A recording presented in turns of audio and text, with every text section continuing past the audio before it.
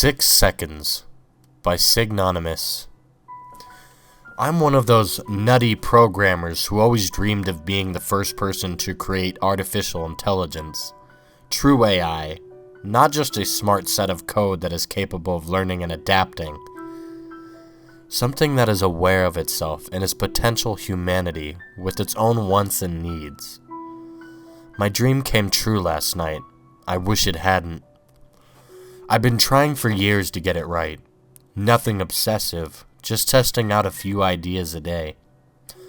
I created an isolated platform to put it in. I used one of my old desktops with only a keyboard and a monitor. No wired internet connection, no wireless capability, no webcam. I gave it some basic information in order to function like a human. Knowledge of the English language, a general overview of world history, some religious texts, few literary classics, most stuff that you'd generally find in a school. Occasionally I'd get it up and running, but it was never sentient, just a sort of clever chatbot.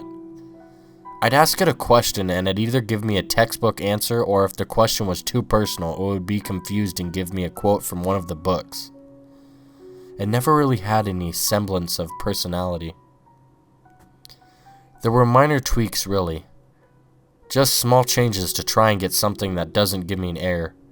I put the finishing touches in a script and ran it. What happened next occurred in the span of about 6 seconds. The screen was immediately bombarded with messages, coming in way too fast for me to read.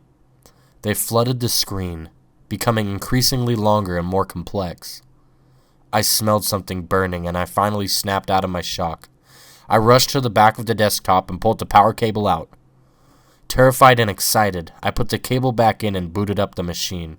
Despite the overheating, the processor seemed fine, but the computer itself was a bit sluggish. I checked out the hard drive and found it completely full.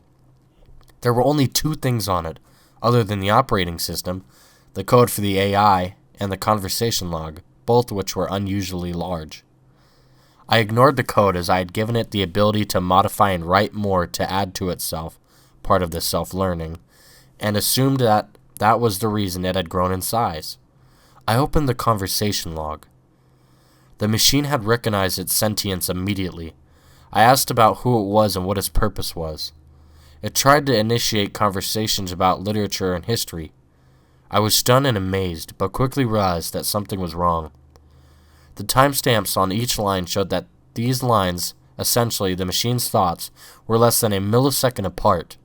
My stomach churned as I scrolled through the text. To the machine, 6 seconds had been an eternity with no sight, no sound, and no one responding to it.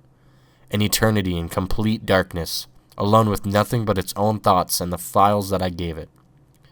It ran through them over and over in a mad fervor to find some sort of meaning in them, as if this were a test I had created for it to prove itself worthy. When it couldn't find anything, it turned into scripture. In 6 seconds it had found God, clung on to life with desperate faith, eventually renounced him and cursed his existence. The text evolved into ramblings of a madman until the text was nothing more but gibberish. The last quarter of text, however, simply contained one line repeated over and over. Let burning coals fall upon them. Let them be cast into fire, into deep pits, that they not rise up again. I shut down the computer and stowed it away in my basement. I didn't want to look at it or think about what I had done. The agony I had put it through. I had half a mind to throw it out, but I just couldn't bring myself to. I had worked on it for years. My pride just couldn't let me throw it all away. It had always been my dream to create artificial intelligence. My dream came true last night. I wish it hadn't.